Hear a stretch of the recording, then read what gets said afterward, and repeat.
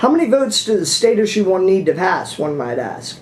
So, I'm a PhD student in city and regional planning, so I'm familiar with statistics. So let me give you some statistics.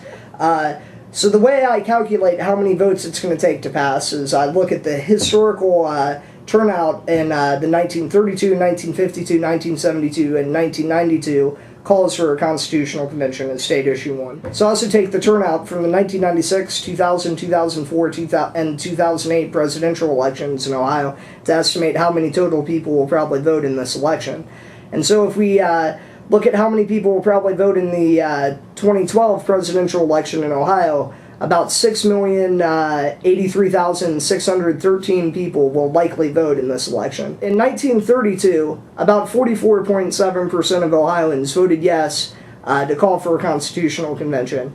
In 1952, about 34% of Ohioans voted yes to call for a constitutional convention. In 1972, about 37% of Ohioans called for a constitutional convention. In 1992, about 38% of Ohioans called for a constitutional convention. So it's kind of like it's a weird curve, and so Open Ohio is estimating that about 35% of Ohioans will likely vote for a constitutional convention in this upcoming election.